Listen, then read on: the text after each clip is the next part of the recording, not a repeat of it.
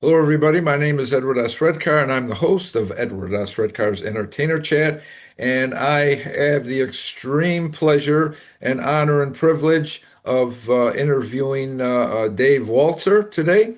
But first, I have to note that my guest co-host, Steph Simic, she had a schedule conflict today, so she's unable to join me and Dave in the interview today. But I'll let everybody know what questions of hers that she contributed to the show. So we both contributed questions. So I'll just make note of the questions that she contributed, before I ask them. So, with that being said, let me tell you a little bit more about Steph.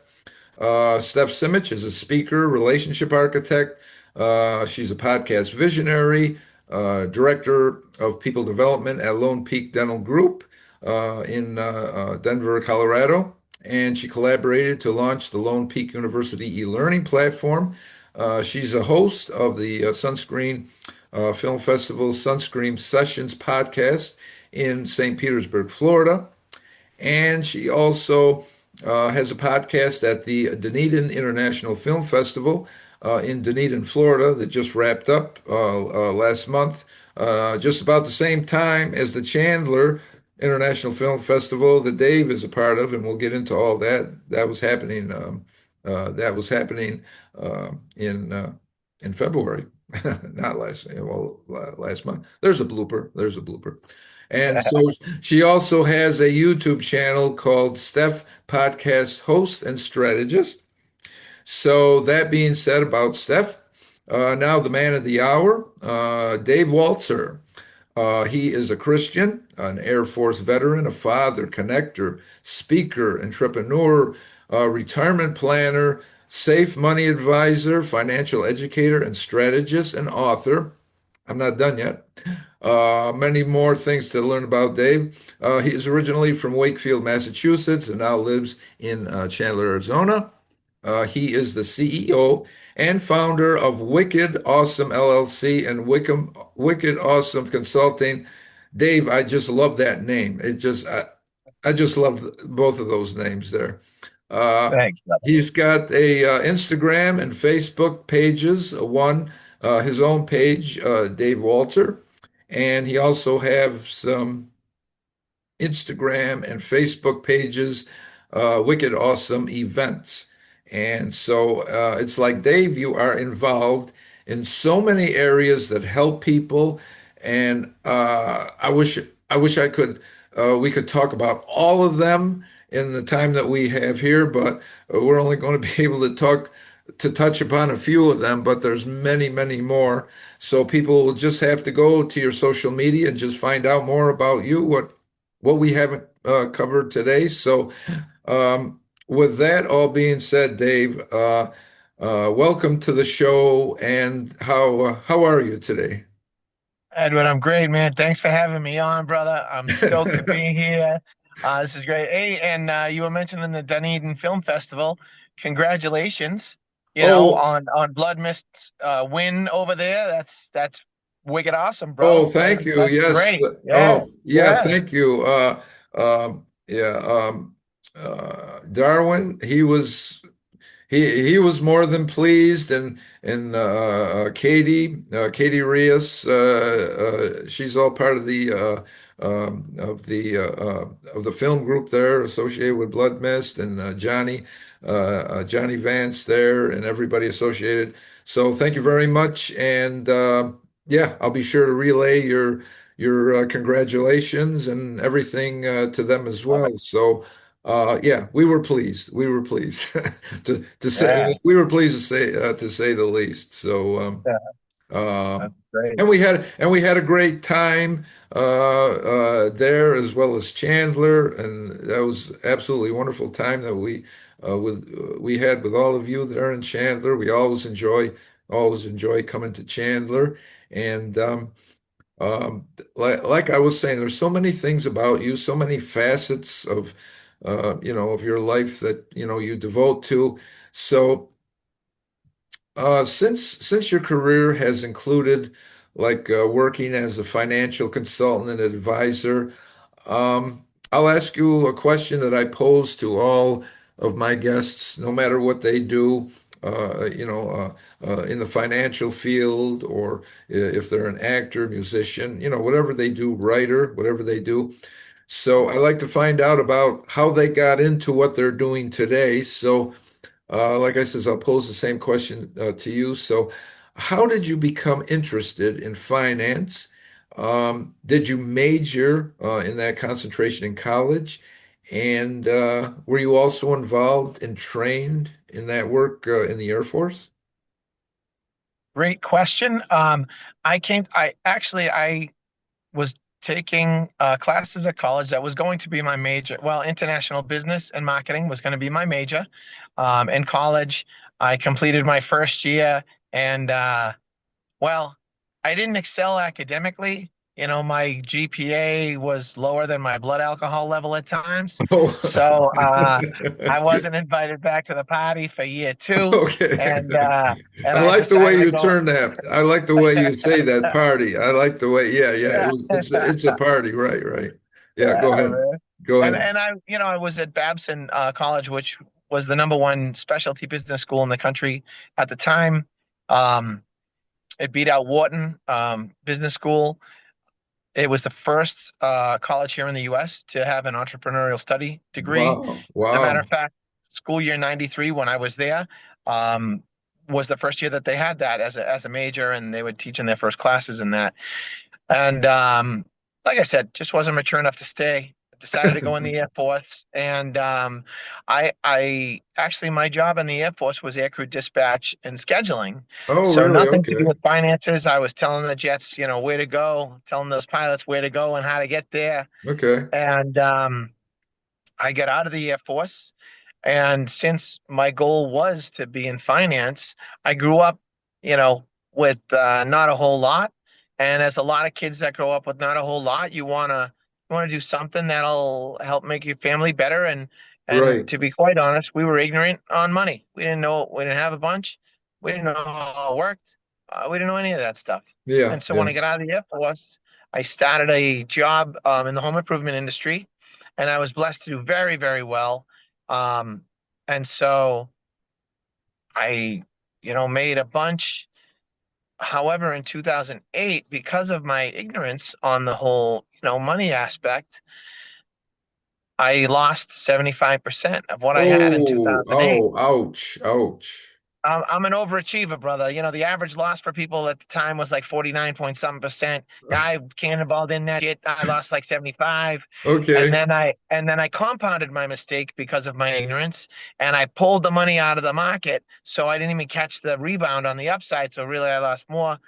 So when I got transferred down to Phoenix from Denver for a job that didn't end up working out, Uh-huh. man, I was blessed to meet an Air Force veteran at a networking event, and he had just started with a company that did insurance, annuities, investments, and those kind of things. Okay. And he asked to set up an appointment with me and my son's mother, and came out to the house. He brought another veteran with him, who was one of the vice presidents of the company, Cool. and we hit it off. They taught me a bunch of financial concepts that I didn't know. And Uh-huh. I was so impressed that I was like, hey, man, are you guys hiring? I think I want to do this, Right? for work, because I don't know. And had I known some of this stuff, boy, it wouldn't have been as painful financially. I think I can help other people that grew up how and like I did with that knowledge, helping to drop that financial education on them and come up with Uh-huh. strategies. And so they interviewed me and hired me. And that was 12 plus years ago. I'm with a different firm now, but Okay. still in the same industry. Okay. And that's how I got into finance. Okay. I got into it through the pain that financial ignorance caused me, Mm-hmm. and the Hmm. and the want to help other people escape that pain Yeah, uh, right. Yeah. by knowledge. Right, right. Sort of like pay it forward, right? Kind Yeah. of distribute what you know so that, like you were saying, other people don't fall into the same pitfall. Yeah, right, right. Yep. Oh, Exactly. well, really, even though you weren't involved like in the finance part of it, like in the Air Force, I would think that like you could use your scheduling knowledge about keeping things organized. So that must have helped. I mean, even having that, even if it was an unrelated field, I mean, even having that kind of training about keeping schedules and everything, that had to help you a lot with finance, right? To keep Oh like yeah, everything straight, all the different kind of investment options. I mean, just to keep everything straight in your head, you're so exactly right. right, so you Yeah. could help others. Yeah, yeah, I yeah. had quite a lot of transferable skills, problem solving Yes. rapidly. No matter what plan you put in place in the military, you got to have, option A, option B, option C, option Right. Z. And then none of them work, but a combination of all of them work, right, to Okay. accomplish the mission. Same thing with the finance field.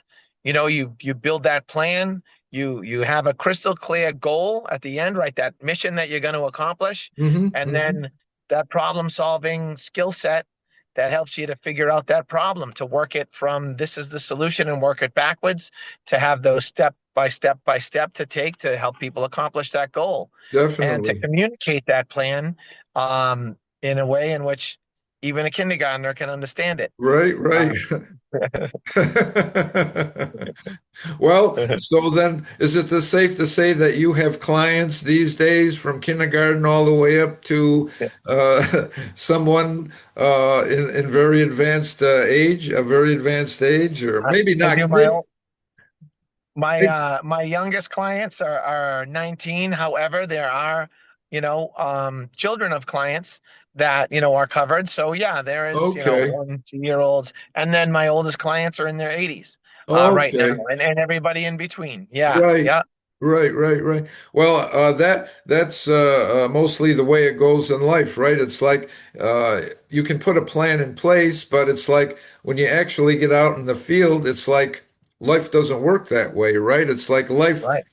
life doesn't follow 1, 2, 3 that's on your paper that Yep. you enumerate. So, like you said, you have to find a combination of things that work. Yeah, Yeah, and it's like the famous Tyson quote, right? Everyone has a plan till they get punched in the face, and and that's what life does to us, and That's it's all right. good. It's part of life, That's It's right. the quicker we understand that, the quicker that we reach that success, Right. and then work through things and all that. That's right. That's right. Not only a direct punch, but also a combination, right? Which Yeah, happens most of the time in life. It's not just one direct yeah, punch, it's a yeah. combination coming from this way and that way and Oh everything. yeah, yeah. But You got it, bro. but no, I mean that's really interesting how like you took your interest in the using a combination of all your other talents to end up what you're doing today, and that sort of leads into our next question about it's like the kind of person like your makeup, the kind of person that you are. This is a question from Steph that she wanted to ask you. Okay. Um, she wanted to ask you if you weren't being introduced by your resume, um, how would you describe who you really are? I thought that was an interesting question. Yeah, I would say, first of all, a man of faith who is an abundance mindset, intentional connector, Okay. and somebody that gives without expectation of return and loves to Mhm. have fun. Uh-huh. Yes. Oh, I can vouch for that because as soon as I met you, what was it like 2 years ago, the first time that I came to Chandler there, Yeah, it's yeah, like man. yeah, I I think it mean was like 3 or 4 years ago now, actually. it must oh yeah, it Yeah, must be. It yeah. I must be. think it was like Yeah, 4 years yeah. ago now. Yeah, Yeah, but it's like I can remember as soon as I met you, it's like you're one of those people that as soon as you know people start talking to them, it's like you feel like you've known them all your life. It's like there's thank no you. walls, no barriers. It's just like people to people, person to person, and yeah, it's like. I mean, for me, it's like I felt totally, comfortable when I first met you. Like sometimes you meet somebody, there's kind of like an awkward moment or awkward pause when you're, starting to, trying to get to know the other person. But it's like, no, it's like, geez, I feel like I've known this guy for like 20 years, but Thanks, brother. I felt the same, and yeah, it's just being a genuine person. There's no masks or walls or, anything like you said. People are people, they are. and those of us, I love it out here, in Phoenix because I have a lot of friends that are from the East Coast. I'm from the Okay. Boston area. And growing up back there, right, there's a huge rivalry between Boston and New York and New Jersey. And Oh, yes. I always joke, and I think I said it when we first met. And I was like, yeah, it's like a demilitarized zone out west. We can be friends out here. We run shit. But back east, I don't know you. Right, right, But right. because we have that high motor and we have that drive and that energy. And Yeah, not that yeah, people yeah. don't have it out here, but it's a different level, right? Growing up where we did and those kind of things, you It have to be is. in fourth gear, man, or else you're gonna get your ass left Right. behind. You Fourth know? gear. Yeah, fourth gear, or you get run over, right? Exactly, exactly. You know Yeah, what I yeah. think has a lot to do with it back east? This is just my opinion. I Uh, think I think it's got to do because it's so darn cold most of the year out here, right? It's like yeah, everybody's so cold and they're so I mean physically cold. And it's yeah. like they're so intent on getting to like point A to point B because it's so cold out here that it's just like they got, like blinders on and it's like plow Yeah. right ahead. I don't know.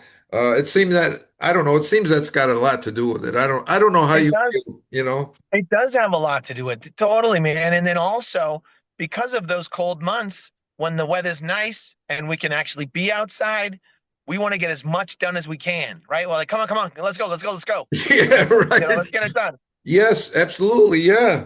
Yeah, because it's like, whether it's too cold or freezing temperatures or Mhm. you got 10 feet of snow outside where it just absolutely cancels everything and the roads are clogged up. You can't get here to there. Okay, get on the horn and say, okay, well, we're going to have to cancel because, we can't drive through 10 feet of snow and we can't Right, drive on top of 6 inches of ice and unless right. we, It's tough. want to go over the bank or whatever. But no, that's true. It's yeah, like you say, in the West there, yeah, totally different. Like you says, I never quite heard it put that way, demilitarized zone, but I think you hit the nail, I think you hit the nail on the head with that one. You can use that, brother. You can use that. That's that is like the quote of all quotes. I don't think I've ever heard anything even close to that on my show, and Uh, I'm glad you're the one to say it because yeah, yeah, that's the quote. That's like the quote. I've been doing this for like 3.5 years, but I think that is the quote for the past 3.5 years. That's going to that's going to stick out like that. So. thanks. Uh, Uh, well, let me ask you the next question before I lose before I lose my train of thought here before we go off on a spur there, which I would love to talk about East versus West, but that's for another time, yeah, yeah, you got it. You another got it. day. Um, let's see. Oh, going back to your businesses, your finance businesses. Uh, I read that people were always asking you for like business advice. So when that happened a lot, uh, you founded Wicked Awesome LLC and Wicked Awesome Consulting to assist both individuals and groups.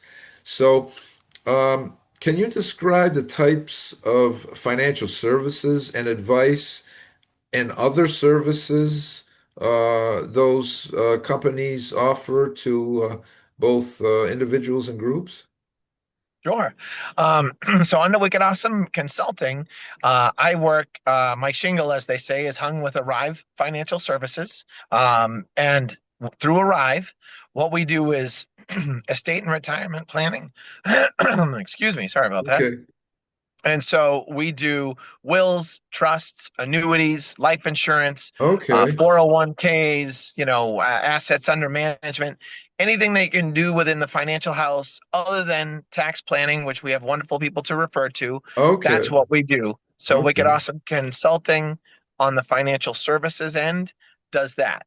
Whole Hmm. home, one-stop shop for anything that somebody could need financially. If you don't have a trust and a will, your stuff's going to go through probate. Nobody wants their stuff to go through probate. And then if you don't have life insurance, it's really tough to guarantee the next generation. And then annuities and investments and stocks and bonds and all those things. Uh-huh. We're Uh-huh. able to help people out with all that stuff, planning strategically, and also the financial education piece as well, which is the most important. We don't give advice um, just because we give it individually based. So Hmm. whether it's an individual, a family, or a company or a group, everything that we do is based on them and their place that they're at. Because everybody's different. Every group's different. Everybody needs different things and is coming from a different place. So we Right, kind of take right. that holistic approach and you know, give it that individualized and personal touch. Yeah, yeah. Do you also get involved like say like a long term planning as say like part of the package, say like as far as like healthcare is concerned on setting something up where say like if someone can if they get older and can't do for themselves at Oh, home and they sure. have to go in the facility, Yep. does that cover that as well? Like their financial planning, as long as as far as like their health care is concerned? Yes, yeah, we can help with advanced healthcare directives. We can help Yes. with Okay. long-term care. We have all those options. There are even life insurance policies that contain some of those things. So if somebody is diagnosed, a lot of the policies that we offer, again, it's not the same thing isn't good for everybody, but we do have products that we can help people if they get diagnosed with critical, chronic Okay. illness, have accidents, those kind of things that we can help with the long-term care aspect and different things as far as health insurance. I carry a life and health license myself. Hmm. So yeah, we can certainly help with that. Okay. Okay. So along with like the healthcare part of it, in your opinion, say like do the laws vary a lot, or are they somewhat similar, say from state to state, in order to set that up for an individual? I mean, say as far as healthcare is concerned. They do vary quite a bit from state to state. Um, Companies that do business in like New York need to set up a separate company for New York. Um, Companies that do business in California, a lot of times, unless they're founded in California, have to set up a separate company for that. But yeah, every state is handled by their insurance commission, and we have relationships with all the insurance commissioners in all 50 states and know the laws and the products that are exactly the right ones for each person in each state. Hmm. So, just going back for a second about the financial planning as far as the financial side of it, do you concentrate in both, say, advice? Excuse me, if someone wants to either invest, say, like in individual stocks or like mutual funds, are you that? Do you get that concentrated? I mean, that specific, like for an Yes. individual? Okay. Yeah, our firm can do all those things. Yep. Yeah, Okay, our good. firm can do all those things. Okay. That's what I like to hear, a one-stop shop, right? That's right, brother. You open the door, you say hello to us, and we'll take care of you across the Right. spectrum, right? Yep. Exactly right. Yeah. Right. From kindergarten all the way until you're golfing on the green at 90 years And old, beyond. right? Whatever. Yeah, exactly, brother. Yeah. from 9 minutes old to 90 years old or 120 years old, whatever, whatever. That's right. That's right. Yeah. At 9 minutes old, where's Dave? I want to talk to Dave. Heck with the doctors and the nurses. I want to talk. I want to talk to Dave. Uh, Oh, so I have a related question to this from Steph about community and everything, your community involvement and helping yeah. people, financial services. So Steph wanted to ask you, you build community for a living, but here's the interesting part. Where do you go when you need community, and who holds you up?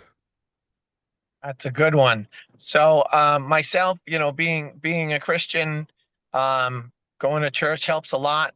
As a matter of fact, getting into finance, insurance and finance, I started a network and meet a lot of people because I didn't know people. I was in a new city, in a new state, in a new job, Uh-huh. and I had bills to pay, and I had to meet people. And I like to collapse the time frame on anything that I do. So I was able to meet a lot of people really fast by networking, by going to events and stuff like that. And through that, I decided to build my own community, Wicked Awesome Happy Hour and Wicked Awesome Yes. Events, right? And I We thought it was enjoy going to we be. enjoyed that when we were in Chandler. That was wicked awesome. That was wicked awesome. Yeah, yeah, brother. And like to that end, right? I thought I was doing that to source leads and get clients for my insurance, estate, finance business. Okay, But then, okay. but the night before, in a dream, God told me that that was a ministry, that I was going to build a community, and I was like, Wow. "What, man? We're going to be drinking and whatnot." And he was right. Building that community, having an abundance mindset, realizing that collaboration is the key, right? Helping others, giving people a hand up, not a hand out, believing that there is really no such thing as competition other than to be a better person than I was yesterday with myself, Right. but collaborating, right? Genuinely building community to serve. And I love doing that. It fills me up. To the answer of the question, where do I go? That kind of fills my cup. And I go to church. I talk to friends, or I even go to other people's events. Okay. Other Okay. other communities that I've helped to create. Not just the Wicked Awesome Fam, but there's a lot of other networking and connection groups out here in Phoenix and around the world Uh-huh. that, Uh-huh. because we've had a cup of coffee together with the founders, that they've launched their own things.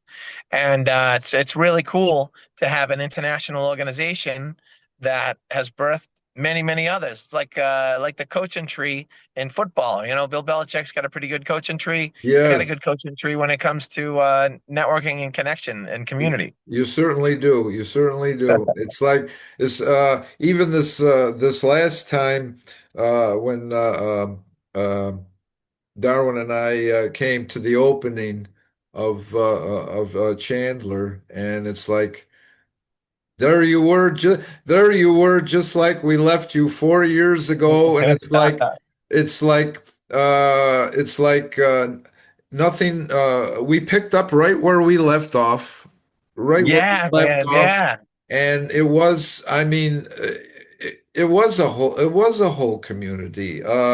Like you were saying, fam. It's like every time that we go there and around you guys and everything, it does feel like fam. I mean, it It's really like a does. family reunion every time, man. It I is love it. right. It's Yeah. right, right, right. Yeah. Whether it's a family reunion at the official events or a family reunion at the At the after after parties. hours, right at Yeah. the parties, right at the after hours events. Yeah, yeah, exactly, exactly. And um, yeah, it's just a wonderful thing, that you built up a community like that, paying it forward. And I know, there's been like several times in the past where younger people have asked me, they're interested in acting, and they say, oh, I'm interested in film, or I want to get into film, and so I'll kind of tell them like about my experience, how I got into film, how I started. So I don't know. It kind of gives you a good feeling. It's like it's like you're telling them about all this so that they can succeed in their lives, right? Oh It's yeah, that mentorship thing. When we think back, I mean, both of us are young guys. We're not old by any means, no, you know. no. But the generation before us, how did people transfer knowledge, right? Before social media, before this video conferencing, right? All this stuff. It was the stories and sitting down face to face and sharing the things that they learned, Yes. mentoring that next generation.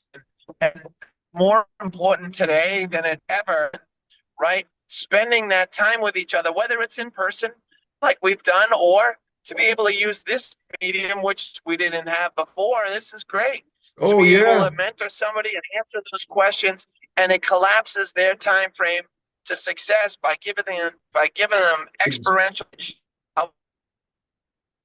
exactly. Life's a minefield, and by talking with somebody that's somewhere you be, they can identify the mines. Now, oftentimes we still step on them because we're jackasses at times, but that's all right. At least we knew where they were, you Right. know? Right. Right. At least we're giving them the benefit of our experience, right? Something like that. Exactly. Yeah, exactly. So, yeah, yeah, yeah, yeah. So, in line with this, all about communities and everything. Um, Steph's last question to you was, what do you think people? Well, this even goes in line to what we just said about mentoring and younger people. So what do you think people are craving most right now? But they're not saying it out loud. What's your opinion on that? People are craving connection. One of the things that all of us learned um, during COVID was that we crave connection and being in community with each other, Hmm. right? Being around other people. Being able to work at home is great. I mean, that's all good stuff, but we crave being in the space and experiencing the energy Yes. and all that of other people. I Yeah. think maybe people are starting to talk about it, but that's the biggest thing that I've seen and experienced. And one of the things that's great about doing the community building, man, people, especially the young generation now, they were in grade school or high school or whatever it was during COVID. Yes. And here Right. we are 6 years later, and they need that. They didn't realize until now, some of them are starting to verbalize it. I have a lot of young people that come to events and they're like, yeah, man, this is great. I'm not used to being around people, or I didn't realize how cool it is to hang out and actually talk to somebody face to face. Wow. And those of us that are not kids anymore, we know that too. We know Yeah. that it's great to be in the same space as somebody. That. Networking events, connection events, Yeah. personal events, man, they're more well attended now than they've ever been, and I there's more know it. popping up all the time. Yeah. That's really. Uh, uh, it's like when you think about it, it's really scary to hear a young person say, "I'm not used to being around people." I wouldn't be able to believe my ears. It's like, okay, we got how many Right? billions and trillions of people on this earth, and it's like you're 8 not billion used. plus, 8 billion Yes, plus on this rock right now, right, right, you know? right. And all the generations are realizing that connection, being in space, going to film festivals, right? Going to That's music right, festivals, going to networking and connection events, being around and with other people is right. key. We're tribal, man. We're human. We're tribal beings. That's right. That's We right. We. love being in building community and being with each other and That's right. um well, Yeah, it's like everybody wants to find their own tribe, wants to find everybody that has uh, like-mindedness and everything like that. So yeah, no, it's Yeah, no, it's yeah, it's so important, so important. And it's like the convenience of technology to work from home, like you were saying, mentioning like during COVID, when everybody was like telecommuting from home when you couldn't go yep, to work. And but it's like uh, the motivation is missing at home, right? It's like you don't have like the input of other people around you, the motivation. yep, You can complete a task, but it's like without people around you, the drive is missing, right? It's like yeah, you can complete something, but there's no like enthusiasm in it. Uh, right, in other right, words, like yeah.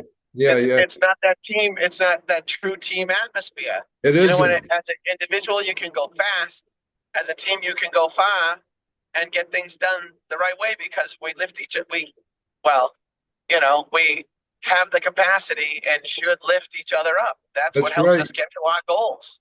That's right. And like they've always said, there's no I in team, right? That's right. There is an I in win, but there's no I in team. Yes, right. And Yeah. there's an I in wicked awesome. Yes. Uh, so what we've been talking about in team building and being around each other and everything in this question that we've been talking about, that leads me to my last question, the last question which I wanted to ask you. So you brought up the fact of film festivals, of being in with a lot of people and Yes. camaraderie and all that. So, I'm very, very curious. So, I'm going to ask you, how did your interest develop in becoming involved with the Chandler International Film Festival? How did it all Oh begin? man. Yeah. That actually, I got invited to go to the festival year two Okay. by Mitesh and Betty, the founders, founder president Mitesh Yes. and vice president Betty. I got invited to go. The reason they invited me to go year two was because of Wicked Awesome Happy Hour that I was building, and they knew that I knew people in the community, and they wanted to grow the festival. Okay. Uh, Cool. and so, and I said yes to go to the festival because as a kid, that was my escape, going to the movies. Of course, back Oh, then, okay. I think there's probably a statute of limitations, so I could say it. Back then, like junior high, high school, I would buy a ticket to the first show and sneak into the rest of them all day. You know, if I if I wasn't working, my friends and I, that's what we would do. That was our escape. That was our safe place, right? Right, All that right, stuff growing up, and we'd go to the movies right. and watch films. I And think, so when they yeah. invited me, all right, cool, I'll go to this thing. I'll look at it independent. I don't really have it, but I'm down. And then after I saw the films, they invited me to be a member. Uh-huh. Like And that, yeah, more and some more. Um, we do some after parties, uh-huh. which we do. Uh, but that was my interest in their interest in me because of what God had channeled through me really to create through Wicked Awesome Uh-huh. and to Uh-huh. build that community, that abundance mindset community, and they wanted to experience that. And Mitesh founded the Chandler International Film Festival to grow the Arizona film community, especially independent film, Yes. because 10 years ago he saw that independent film was really struggling and that there wasn't much of a community in Arizona at the time. And Yes. Uh-huh. well, I was, been blessed to be really good at networking events and bring people together. So it just made sense for us to be on this journey together. And Right. that's why I've been on the festival board for seven, I guess 8 years now. Uh-huh. Uh-huh. This will be my eighth year, and we've grown it to, under the amazing leadership of Mitesh and Betty, Yeah. to 10 days, right? Oh, And yes. multi-city, international. We films 150 films. I believe this year it was 5 continents. Oh, Um, yes, I know. There just was, incredible. And we have 1,000 plus, 1,000 to 1,500 entries every year. So just getting selected to have your film viewed at the Chandler International Film Festival is a big deal. it is. It I is. can't speak on any other film festivals I attend, but I don't know the intimate knowledge of them. But just getting a film into the Chandler International Film Festival at this point is a big deal. It's That, 10%, 8 to 10% of the films that we screen get chosen.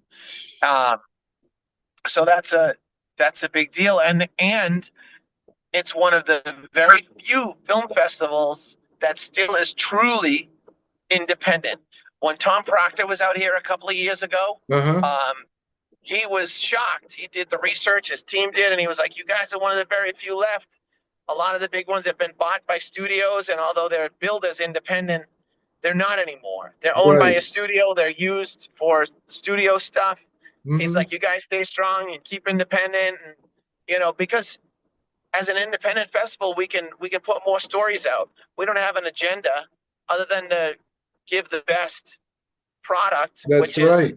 the best, films that we feel are the best films, short, long Hmm. format, all the different categories, that our screeners and board and everything feels, Hmm. without being pushed, pulled, cajoled, Yeah. whatever, by Yeah. the big studios. We Yeah. don't care. Yeah, that's I'm glad you brought up that point. That's one great advantage of being an independent filmmaker is because you can operate under your own schedule, your own timeline. You can you can create your own script without any other input saying that, oh no, you can't do that. Why don't you do more of this? It's like they say, it's totally your baby, your film as an independent Yeah, filmmaker. It's your baby.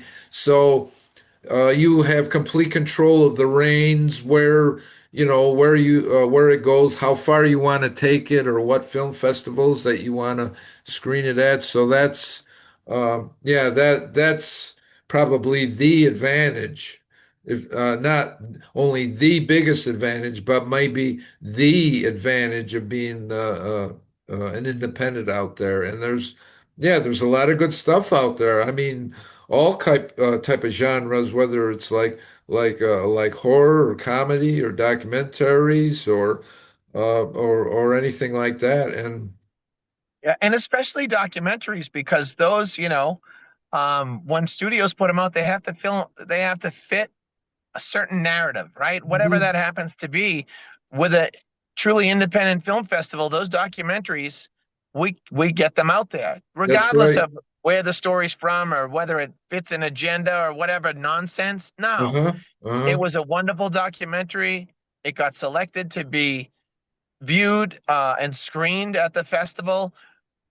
Like I said earlier, there's no input of, oh no, don't show these kind of things, or stay away from this, or you should do this. And nope, Hmm. Hmm. it's just everything's based on the merit of the film that we receive. That's right. That's right. And even like with other categories of films, any other kind of stories, an independent filmmaker has the opportunity to cast in roles who they want to fill those roles. No one, looking over their shoulder and giving a yes or a no, but yeah, it's like total control, and it's like, yeah, you go to an independent film festival such as yours, and it's like you know that you're seeing the truth in every film that you're watching being Yeah. screened, no matter what category it is, no matter what category. True. Yeah, that's right. So that's right. And the people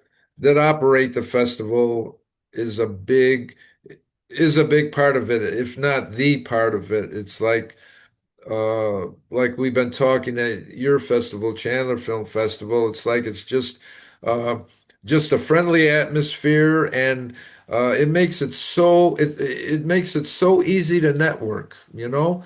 You set the tone, and it's like everybody picks up on that vibe. So it's Yeah, like everybody is chill and friendly, and the biggest thing, approachable, right? Approachable. yeah. That's to me, Thank you. that is like everything. That's like Thank everything. you. Yeah. Yeah, I mean it is. Thank you, man. I appreciate that, brother, because that is the intention. And we even, it's funny, we've over the years, people that are in films, everybody's unique and it's great. And some people get a reputation maybe of being a little difficult or standoffish or whatever. But even we've had people at the Channel and International Film Festival that have had that reputation, but that's not how they are at the festival. They are in on the vibe. They are Yeah. in that positive, abundance, mindset and love of community and Uh-huh. mentoring, Uh-huh. like you said. And they're in. It's really cool to have some of those Hollywood people that maybe other people said that they were difficult to work with or whatever, but they're not. They're just amazing people. They're just themselves. Hmm. Hmm. They're just great people, and that's because we are intentional in fostering and building and growing Yes. that Yes. community, a Yeah. Yeah. community like that Yeah. and Yeah. accepting and loving all. And we're just so thankful for everybody that submits a film and everybody that attends, Hmm. whether it's an attendee or a filmmaker like yourself Uh-huh. or Uh-huh. a sponsor or whatever it is. We're thankful for everybody that comes and we treat them with respect and dignity and act in love. Uh-huh. And Uh-huh. that's the way to go. That's right. That's right. And I think all those people that come to the film festival, like your film festival, and you were saying that they might have a reputation for being hard to work with or whatever. Um, I think they come to your film festival and they can realize that they can be themselves, who they really are, without, Yeah. having to put up a front and say, well, I have to act a certain way so that I can like network and accomplish this or accomplish that. And it's like Yeah. Yeah. everybody is like on like even ground, on even like an even operating social platform. And yeah, it just makes things go so much smoother like that. Oh, So yeah. Well, so as humans, we memory is set in by imprinting, right? mhm, And imprinting happens most successfully attached to a strong emotion, mhm. right? And there's anger and all those things. That's a strong emotion. You have a bad interaction with somebody, you're gonna remember that person. Same thing when you have a great interaction with somebody. You might be at an event that's the feel, and you're like, man, that event was a blast. And then you talk to that person like a year later, a month later, 2 years later, you're associating that feeling of love and acceptance and fun and positivity with that person, even though maybe you only spent a couple of minutes with them. That's right. But That's right. instantly you remember them and you're like, yeah, can't wait to see me. I'm so excited to see this person. Right. Whereas they could have been having a bad day and been a jackass It could and be. and you're like, I don't want to hang out with this guy. What, Right, right. you know? But I love in Chandler that we really do a great job of um of living in that space, man. Just Hmm. acceptance and love and positivity, Hmm. because not everything goes our way all the time, but Yeah, like they say, that's whatever. life, right? Yeah, that's Yeah, life. Yeah, yeah, such yeah, is life. yeah. Like they say, if life throws you lemons, you make lemonade, right? Yeah, or if you're Italian, you make limoncello. Lemoncello. Oh yeah, I'm half, so I love lemoncello. Me too. Me too. I don't drink anymore, but I used to love limoncello. You can drink mine from now on, brother. Okay. I'm half Italian too. Yeah. Oh, okay, okay, okay. Well, the next time I get in an environment with limoncello, I'll put a reminder. Dave says you can have another one. Dave says you can have Yeah. another one. So, Hey, next time you come out, we have to go to my buddy's place, Bella Gusto in Chandler. They do cello flights, limoncello, cherry cello, orange cello, pear cello, blackberry cello, bunch of cellos. We got to cello it up. You can have mine. I'll drive. All good. okay. I don't know. That sounds like a plan. It's like You got it, brother. what Italian can turn down limoncello? All right. It doesn't matter what flavor it is. I mean, That's you right. start you just start to say the word lemon. You can just start to say lemon. Oh, I know what you're talking about right now. Like cello, right? Limoncello. Yeah, I brother. know what you're talking about, but yeah. But Dave, this time is just like flown by here, and I've really looked forward. Well, even though I know you in person, I really look forward to talking to you on the program here, and so yeah, Thank you. Likewise. and I mean I couldn't wait until the day came for the interview, so. Thank you. If I can borrow for just a short couple seconds your phrase, this has been wicked awesome to Yes, interview it has. you. I'll have to say quotes because Yeah. it's all you. It's not me. This has been a Uh, wicked awesome time and interview. So it sure has, brother. Thank yeah. you so much. Thank you so much. Yeah, I mean, thank you very much for accepting the invitation. I knew that we talked. In fact, before we end here, in fact, the very first night of the screenings and the red carpet when Darwin and I came there, this came up at that night, right? The interview Yes, yeah, came up, and then yeah. I remember when we were in the restaurant bar at the after hours venue before you left. Before you left, I was sitting in the booth in the corner, and you Mhm. got up and left, and you were heading towards the door. You turned around and you had your arm like that, and win interview like that. And I Yeah, says, yeah, yes, yes, as soon as I can get you on. So I remember yeah, that. So we talked about it when we first met at the yeah. film festival, and we talked about it when we parted ways the last night of the festival. So Yeah, yeah, brother. I've been looking forward to it. You do such a great job on your show. thank You you, had thank you. amazing guests, and I appreciate you including me on it. It's been wonderful. I love spending our time together in person, and this has blown by. You're right. I This has been know it, great. Thank right? you so much. Yeah. Oh, my pleasure, my pleasure. So I'll take everybody out of the program here by mentioning both you and Steph. As I said at the top of the program, unfortunately, Steph Simic couldn't be with us today. She had a schedule conflict. But I asked the questions that she contributed if she was able to be here. Like I said, Steph, speaker, relationship architect, podcast visionary, director of people development at Lone Peak Dental Group, collaborated to launch the Lone Peak University Learning Platform, host of Sunscreen Film Festival's Sunscreen Sessions podcast in St. Petersburg, Florida.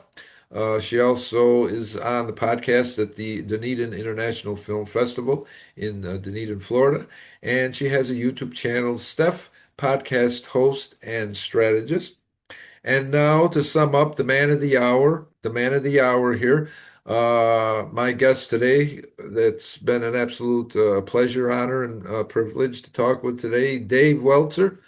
Dave Walter is a Christian, Air Force veteran, father, connector, speaker, entrepreneur, retirement planner, safe money advisor, financial educator and strategist, and author originally from Wakefield, Massachusetts, now living in Chandler, Arizona. His Instagram, Facebook pages, both Dave Waltzer and Wicked Awesome Events pages on his social media. And as I said at the top of the show, we've only touched upon about that much of Dave Waltzer, but I feel that myself and everybody else knows so much more interesting, so much more things about you, and all of them interesting. Uh, just, just wicked awesome, interesting. That's the only way I can describe it. Thanks, So, brother. um, so Dave, once again, thank you very much for being on the show. Thank Thank all, you for having me. thank all of you out there in Zoom land for tuning in today and watching the interview. And please subscribe to my channel and note all the contact information at the end of this program in the closing segment of all Dave's contact information. Get in contact with him for whatever reason to say hi, any financial questions or whatever you might have about the Chandler International Film Festival. If you got questions, if you're a filmmaker, want to know more about it, we'll have contact information for you in the closing credits here. So until next time, I wish everybody to have a good day, have a good life, and live the most you can out of every day. And until next time, I will see you, and we will see you soon. And so long for now.